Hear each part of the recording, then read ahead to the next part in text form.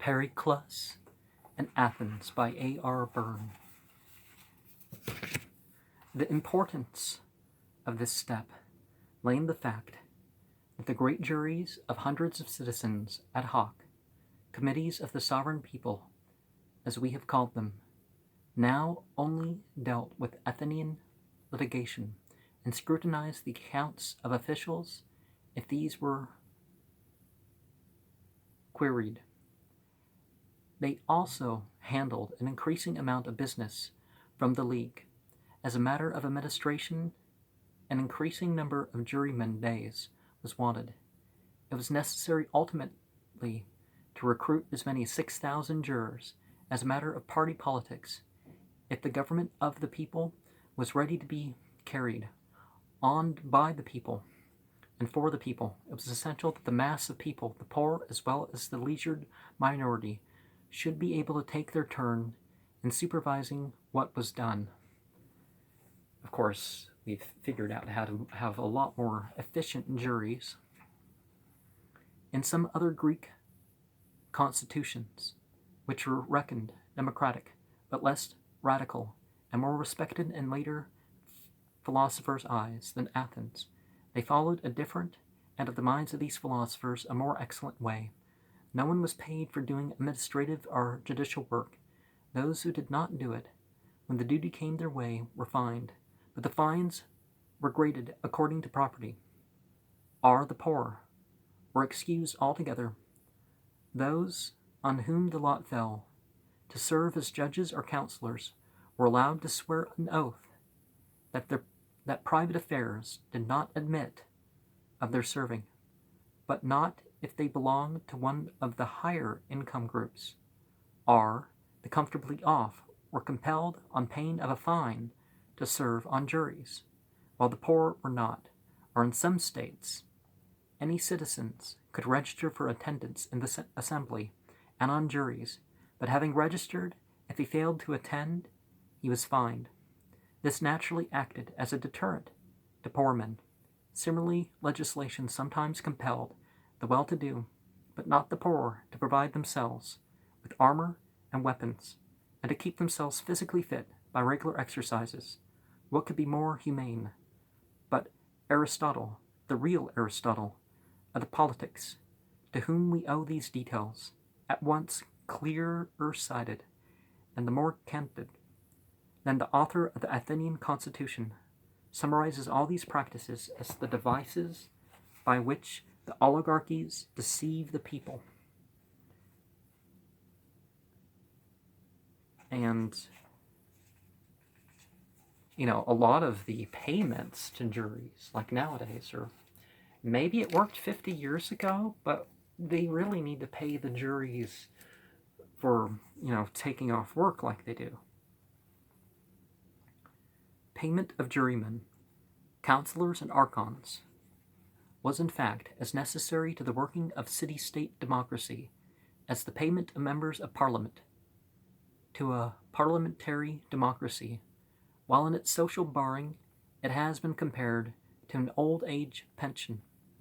One step known to later Athenian democracy, Pericles and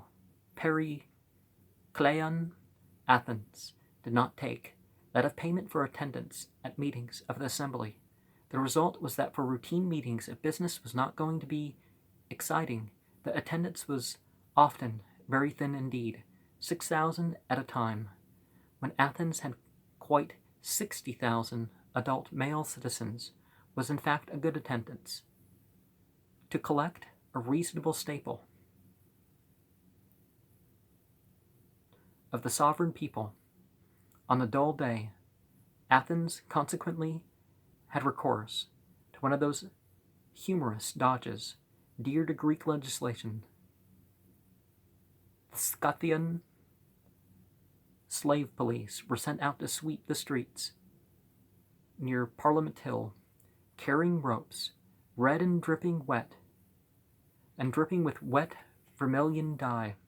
The tradesman in his little shop was not molested, but anyone out on the streets was thus physically urged to do his duty by turning up for Parliament, and anyone who, while trying to escape the cordon, got a touch of the wet paint on his clothes, became not only a source of public merriment, but liable to a fine. Apart from the war, other foreign affairs were constantly preoccupying the assembly at this time, both those of the League, which was coming to look more and more like an Athenian empire, and those of the ever-widening circle of independent states that sought Athens' support in troubles with their neighbors. It was in the year of Oino Fata, according to the recent conclusions of American epigraphists, that the assembly gave a sympathetic hearing to an embassy from so far off as western Sicily, when the non-Greek city of Agesta was being threatened by the Dorian Greek colonists of Selinos, natural allies of Athens' enemies in the Peloponnese. A treaty of alliance, couched in general terms, was concluded, part of whose text survives. Themistocles, in his time, had his western dreams, and this was a natural result of Athens' new interest in the Corinthian Gulf, but it was also a pointer towards what Athens, a generation later, was to find very perilous seas.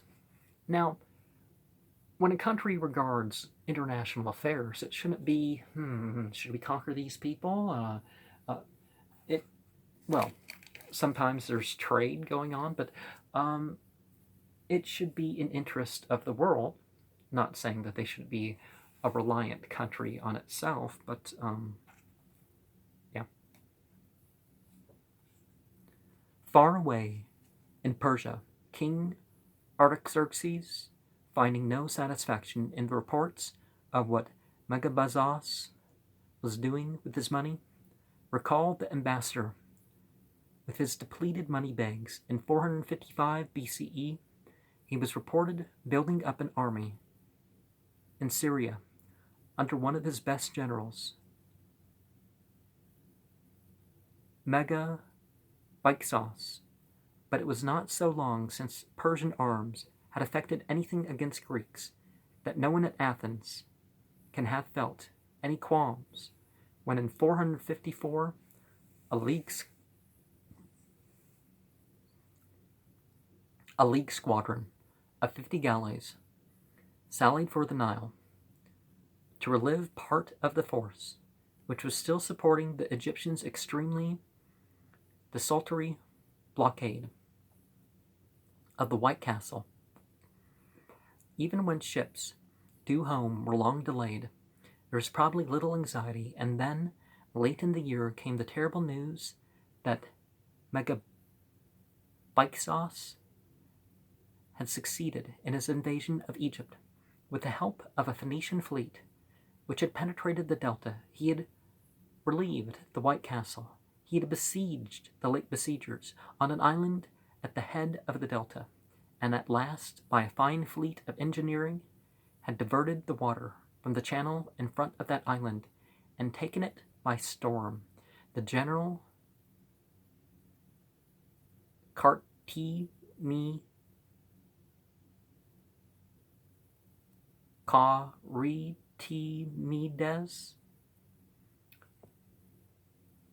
had fallen with many of his men, and it was only a remnant which, after a desperate resistance, retired from Egypt under a convention, and after a grim desert march reached